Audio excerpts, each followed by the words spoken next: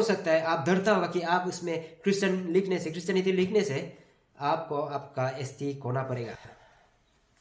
फिर से आप सभी को अपना इस चैनल में स्वागत करता हूँ। Welcome back. और आशा करता हूँ कि आप सभी अच्छे होंगे, तंदुरुस्त होंगे।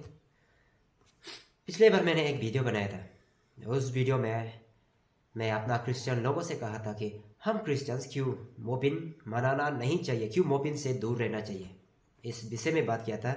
और मैंने ये भी बताया था मोपिन का मतलब क्या है, मोपिन क्यों मनाया जाता है और मोपिन कौन है। क्योंकि कई सारे क्रिश्चियंस मनाता है, शायद उन्हें पता नहीं होता होगा, इसका रीजन को या फिर कॉम्प्रोमाइज़ कर रहा होगा जानते हुए भी। तो मैं बस इतना अपना व्यूज़ लाया, ओपिनियन लाया, सजेशन लाया, इसे फॉलो करना या ना करना आपका बात है। लेकिन उसमें कई लोगों ने कमेंट किया। तो कुछ लोगों ने कहा अगर आप क्रिश्चियन है तो यीशु का लैंग्वेज को अपना लो, क्यों गालों में बात कर रहे हैं। वो खुद ही इंग्लिश और हिंदी में लिख के। तो आप क्या बोलो, ऐसे ऐसे कमेंट्स को तो मैं जवाब देना नहीं चाहता। तो लेकिन दो कमेंट्स को मैं सिलेक्ट किया है, स्क्रीन में भी रख दूंगा स्क्रीनशॉट जो। तो उन दो कमेंट्स को मैं रिप्लाई करते करते मैं आज इस वीडियो में बताऊंगा कि क्या हम क्रिश्चियन अपना एसटी खो सकता है या नहीं। तो आप अंत तक बने रहिए। तो फर्स्ट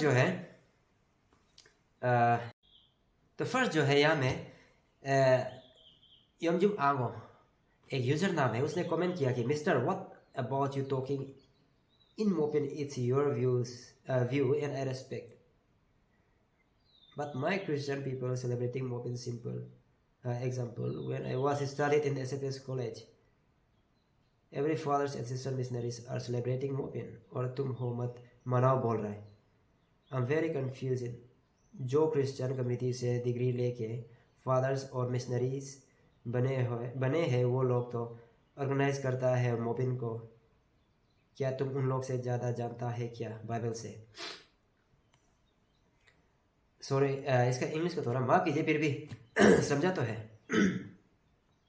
तो उसमें वो कह रहा है, आप क्या कह रहे हैं, जब मैं एसएफएस कॉलेज में पढ़ रहा था तो कई सारे फादर्स ना और मिशनरीज जो क्रिश्चियन कम्युनिटी से या डिग्री लेके फादर बना हुआ है, पास्टर बना हुआ है, उन लोग ही ऑर्गेनाइज कर रहे हैं, मना रहे हैं।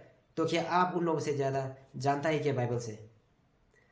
तो मैं एक्चुअली ये वीडियो वो पिछला प्रीवियस वीडियो अगर आपने नहीं देखा हो तो मैं डिस्क्रिप्शन में भी डाल दूंगा लिंक।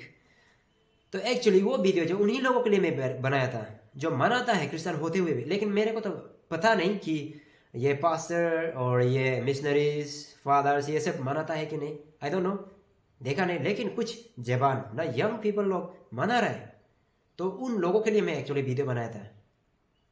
तो आप कह रहे हैं कि क्या आपका डिग्री उन लोगों से ज़्यादा है क्या, या फिर आप जानता है कि उन लोगों से ज़्यादा। मैं बस आज तक मैं डिस्क्लोज नहीं किया कि मेरा डिग्री ये है वो है, और करना भी नहीं चाहता हूँ। पर मैं बस इतना कहना चाहता हूँ, मैं जो क्रिश्चियन कम्युनिटी क्रिश्चियन थियोलॉजी से जो मैंने डिग्री लिया है, हासिल किया है, एटलीस्ट इस डिग्री को पाने के लिए आप एमए पास करके जाना पड़ेगा। बस मैं इतना ही बता दूंगा, एमए पास करो, उसका बाद ही इस डिग्री को जो मेरा है इसे पाया है। तो मुझे लगता है कि मेरा भी एटलीस्ट कुछ नॉलेज है जो लोगों को बोल सकता है कि ये गलत है वो गलत नहीं है फ्रॉम द बाइबल। तो ऐसा है। और यहाँ पे एक और कमेंट है, यहाँ में तमुद बोल के एक यूजर है। ओके सर, हम आपका बात को अच्छा लगा है, लेकिन मेरा एक सवाल है आपसे, why Christian put in ST certificate at don't follow in religion section, why not Christian. अगर आपको सबूत चाहिए बोलने से नाम भी हम बता देगा, उसमें पास्टर पालोक भी है, क्योंकि रिलीजन तो जिसको मानता है उसको लिखना चाहिए ना सर। Okay thanks. सही है, अगर ऐसा है तो गलत है, अगर ऐसा है तो गलत है। मैंने तो आज तक नहीं देखा, जो भी हो, हम तो अपना हर चीज़ में क्रिश्चियनिटी लिखते हैं।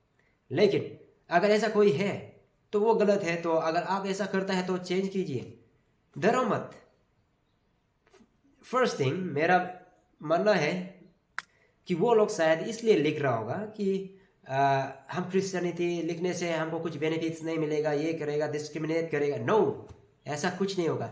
जो भी गवर्नमेंट से एम्प्लॉयमेंट्स हो या फिर एजुकेशन जो भी हो, वहाँ से जो बेनिफिट्स आता है ये एसटी या शेड्यूल कास्ट कैटेगरी के लिए आता है। उसमें आपका रिलीजन बेसिस से नहीं आता है।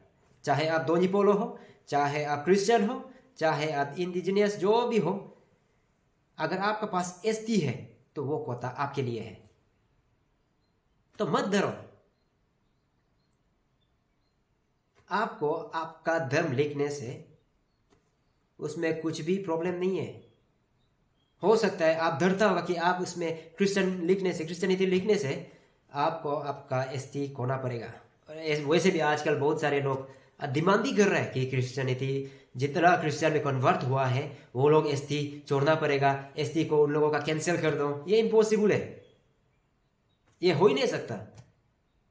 ये आर्टिकल ठीक है, मैं आप लोगों को इसका हिस्ट्री भी बता देता हूँ एससी और एसटी के बारे में। ये एससी, फर्स्ट एससी के बारे में बोलता हूँ। एससी जो है, अगर वो within this four religion, Buddhism, Sikhism, Jainism and Hinduism, इन चारों में अगर वो जंप करता है, कन्वर्ट होता है, तो उसको अपना एससी खोना नहीं पड़ेगा। लेकिन अगर वो क्रिश्चियनिटी में या इस्लामिज्म में चला गया तो वो अपना एससी कोटा खो देगा, एससी सर्टिफिकेट को ही कैंसिल कर देगा उसका। क्यों बोलो? क्योंकि एससी को क्यों बनाया गया था, इसका एक रीजन है।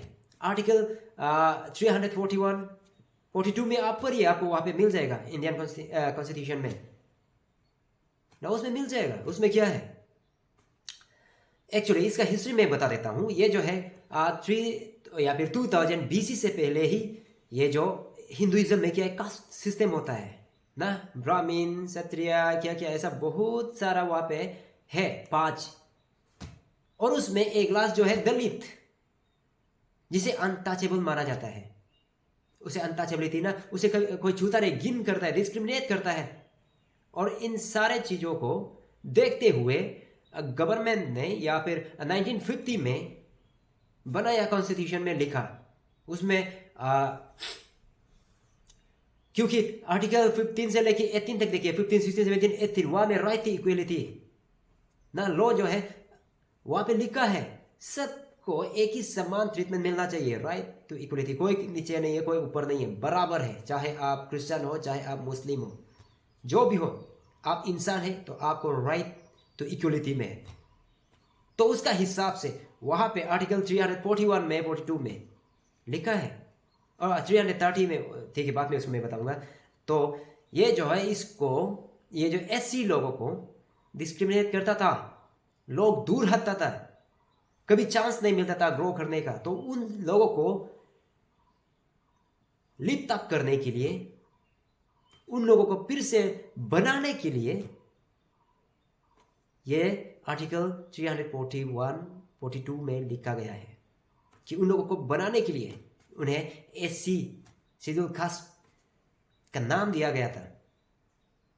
जो भी शेड्यूल कास्ट होगा तो उन लोग, दैट मीन्स वो लोग जो है डिस्क्रिमिनेटेड था पहले से ही, तो कभी चांस नहीं मिला, तो उन लोगों के लिए अलग से ये एससी नाम दिया है। तो उसका हिसाब से उन लोगों को, जिसका पास एससी होगा, उन्हें फिर से आप एवरी एम्प्लॉयमेंट में, गवर्नमेंट जॉब हो जो भी, उसमें देखिए एससी एसटी कोटा अलग सा होता है।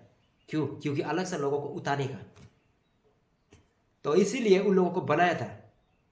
लेकिन वो लोग खोए अपना एससी कोटा खो सकता है जब क्रिश्चियनिटी में आएगा तो, क्योंकि क्रिश्चियनिटी और इस्लामिज्म में ये जो है कास्ट सिस्टम नहीं है, और एससी को कास्ट सिस्टम को देख के ही बनाया था, हिंदुइज्म को देख के।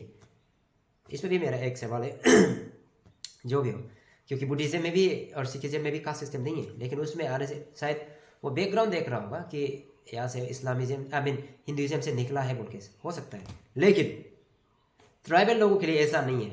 ट्राइबल को एसटी क्यों नाम दिया गया बोलने से, उसका जियोग्राफिकल लोकेशन को देख के, उसका बैकवर्डनेस को देख के, उसका अपॉर्चुनिटी को देख के बनाया गया है। और कुछ इंडिजिनियस लोगों को देख के, कुछ कम्युनिटी को देख के, जो डेवलपमेंट से दूर है, जो कम्युनिटी चौथा है, उन सब को देख के ये एससी एसटी बनाया गया था। 1950 में, या आर्टिकल 341 और 42 उसमें मिल जाएगा। और उसमें इन लोगों को जो बैकवर्ड है, इन लोगों को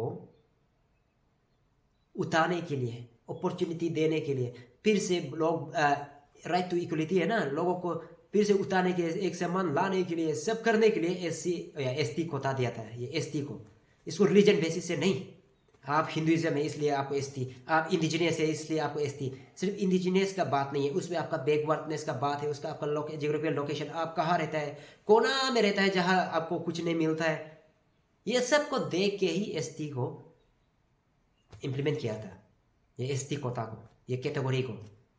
तो आपका रिलीजन को देख के नहीं, चाहे आप क्रिश्चियन हो, इस्लामिज्म हो, कुछ नहीं, आपका बैकवर्डनेस को देखेगा, आपका जियोग्राफिकल लोकेशन को देखेगा, वो सब को देख के ही बनाया था। इसका मतलब आप कभी लॉस नहीं करेगा आपका एसटी को। लेकिन एससी जो हिंदुइज्म से, जो हिंदुइज्म से अगर आप क्रिश्चियनिटी में आ गया तो आप लूज करेगा, और आपका ओबीसी में जा सकता है, एमबीसी में जा सकता है ना, मोस्ट बैकवर्ड क्लासेस में,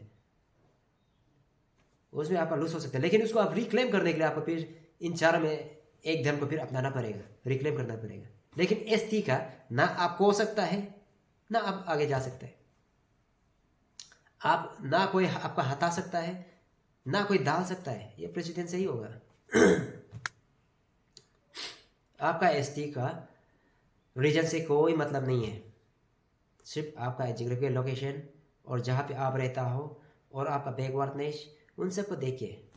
तो मेरे भाइयों बहनों, मेरे क्रिश्चियन वासियों, मैं आप लोगों से कहना चाहता हूँ कि इन फ्यूचर में भी अगर आपका बच्चा का एसटी बनाना हो, जो भी बनाना हो, तो जहाँ पे रिलीजन है वहीं पे क्रिश्चियनिटी डालना जरूरी है, डालना है। आपको क्रिश्चियन डालने से क्रिश्चियनिटी में है, ऐसा डालने से आपका एसटी में कुछ इम्पेक्ट होगा नहीं। आपको जो गवर्नमेंट साइड से कोटा मिलना है वो मिलेगा, और आप क्रिश्चियनिटी लिखने से आपका एसटी चला जाएगा, ये भी डर नहीं है, उसमें कभी होगा भी नहीं। आप जो है क्रिश्चियन है और आप ट्राइबल है, तो आपका एसटी कोटा आप कभी लॉस नहीं करेगा। तो आज क्या बात, डरो मत, जैसा लिखना चाहिए वैसा ही लिखो। Thank you everyone, and see you in my next video. Thank you, bye bye.